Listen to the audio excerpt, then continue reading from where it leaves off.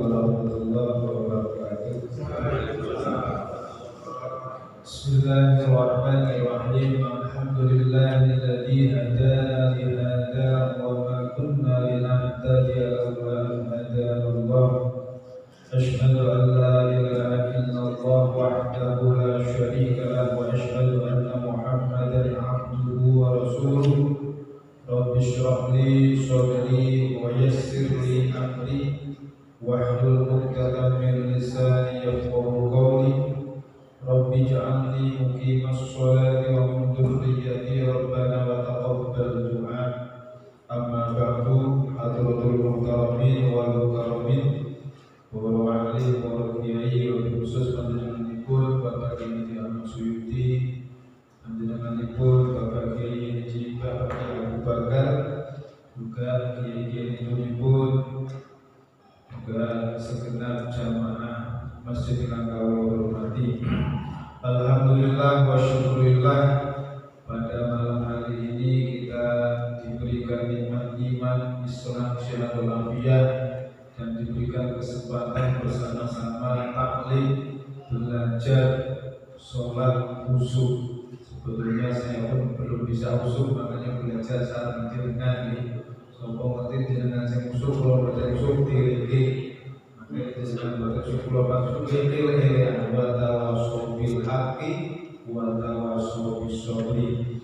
Alhamdulillah, tadi kita sudah lihat bersama ada seorang anak yang bisa hafal bacaan arti dari bacaan sholat. Tentulah hal ini sangat menggembirakan. Mudah-mudahan anak-anak kita dan cucu-cucu kita bisa seperti itu, sehingga ke depan bisa sholatnya itu berkualitas dan jadi anak-anak yang soleh. Tapi bagi orang tua ini memang agak berat ya. Kalau anak itu bagikan mengukir di atas batu, ya, sekali hafal ingatannya tajam lama. Nah, kalau orang tua bagikan mengukir di atas air, hari ini hafal, besok hilang. Malam ini hafal, subuh sudah hilang lagi. Itu orang tua semacam itu, karena sudah banyak pikirannya. Maka malayut robukulu, layut robukulu. Ketika tidak bisa mencapai yang maksimal, yang ideal, ya sedapatnya. Yang penting berusaha. Yang namanya wajibnya itu kan mencari ilmu. Masalah pinternya itu kan wilayahnya Allah Subhanahu wa Ta'ala. Saya juga sebetulnya sama orang-orang tua itu ya sangat salut dan sangat hormat. Kalau orang tua dulu itu ketika membaca Al-Quran, jarang yang paham tentang bacaan idgham, ikhfa, iqlab dan sebagainya, tapi bacaannya benar-benar. Jadi kalau ngaji Al-Fatihah saja sampai berminggu-minggu untuk sampai tahap benar sesuai dengan tajwid. Tapi ketika ditanya ini bacaan apa, tidak tahu, tapi bacaannya benar.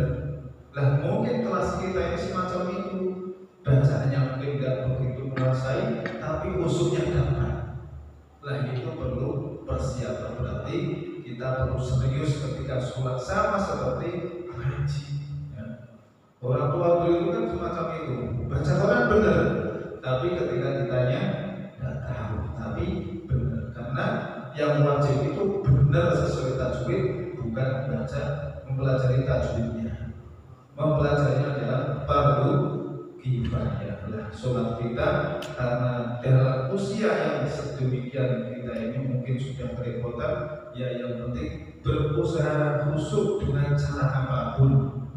Kalau tadi menerjemahkan itu sebagian dari metode itu juga bisa kita praktekkan, tapi tetap ada jalan lain mencapai khusyuk. Bapak Ibu yang kami hormati, memang mungkin karena kita orang tua ini hatinya sudah keras ya, sudah banyak pikiran, ubud dunia yang banyak, ubud jahil ada.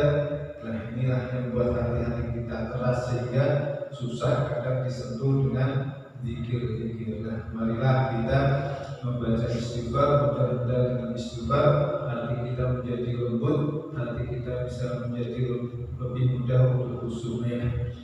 Astaghfirullah Rabbal baraya, astaghfirullah minal khataya, Rabbi zidni ilman nafi'an wa wafiqni amalan shalihan. Begitu. Astaghfirullah Rabbal baraya, astaghfirullah minal khataya, Rabbi zidni ilman nafi'an wa wafiqni amalan shalihan. Astaghfirullah Rabbal baraya, astaghfirullah minal khataya, Rabbi zidni ilman nafi'an wa wafiqni amalan shalihan. Bapak Ibu yang kami hormati, kira-kira ada yang yakin nggak bahwa umur kita ini sampai akan tahun depan? Yakin. Yakin dengan masih hidup sampai tahun depan? Nah, ini yang menjadikan hati kita keras. Keyakinan akan takdir Allah itu sehingga menjadi kita hati keras. Padahal idza jajalu la yastakhiruna sa'atan wa la yastaqdim. Tidak ada yang tahu yang namanya kematian itu. Tapi kita sering yakin umur kita ini pasti sampai 70 tahun, pasti sampai 75. Nah, itulah yang menjadikan hati kita keras. Padahal yang namanya umur nafas itu ya satu nafas. Ketika sudah keluar nggak bisa kembali masuk lagi, ya sudah selesai. Atau ketika sudah masuk dan mau keluar, ya sudah selesai. Makanya mulai hari ini iman di dunia ka'annaka ta'ishu abadan wa'mal di akhirat ka'annaka tamutu abadan. Ketika kita sholat, ketika ibadah, maka kita harus punya pikiran bahwa barangkali umur saya nggak sampai besok. Tapi ketika urusan kerja, etosnya harus tinggi, seakan-akan umur kita masih panjang. Tapi ketika kita masalah ibadah, harus mempunyai prinsip bahwa umur itu tiada yang tahu, sehingga kita menghadap Allah benar-benar pasrah terhadap Allah, karena Dia sudah nggak tahu sampai kapan umurnya, hanya berdasarkan umur saya itu belum tentu sampai hari besok. Nah, itulah banyak di antara kita yang sudah ditinggalkan orang tua kita, banyak juga yang di antara kita mungkin ditinggalkan istri-istrinya, ada juga istri yang ditinggalkan suaminya, ada juga seorang ayah, seorang ibu ditinggalkan anaknya. Belum tentu yang namanya mangga itu jatuh nunggu sampai masak, kadang masih kecil ketika sudah jatuh. Nah, di sini kita diberikan oleh Allah, alam yakni lilladzina amanu an tahsya'a qulubuhum. Kira-kira sampai semua, kita semua ini mau khususnya kapan? Ditakwari Gusti Allah, alam yakni lilladzina amanu an tahsya'a qulubuhum li dzikrillah. Pak, nunggu apa lagi? Coba bahasa kita, sampai pikir jadi bener itu nunggu apa lagi?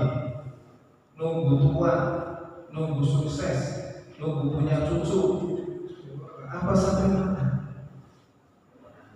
Kadang-kadang Allah itu menuruti keinginan kita tidak ada habisnya. Dulu pas miskin saya mau sudah jamaah atau ngaji, nanti kalau usaha saya sukses sehingga saya tenang dan mikirin masalah uang lagi. Ketika diberikan sukses, lupa. Besok saya mau ibadah dengan tekun ketika usia saya sudah pensiun. Ketika pensiun, males-malesan lagi, malah disuruh mau cucunya, nggak ke masjid lagi. Ini tidak ada habisnya. Maka Allah di situ punya sifat yang namanya Qahar. Ini orang sudah dikasih kesempatan, tapi kok selalu diundur-undur. Allah memaksa kita. Jatuhlah ia sakit, jatuhlah musibah, sehingga dia merasa tak berdaya di hadapan Allah. Di saat itulah kita bicara musuh. Jadi hasiban nasu ayyutraku ayyaku amanna wa hum la yuftanun. Orang itu kadang diuji Allah dengan berbagai cobaan untuk ngetes iman kita.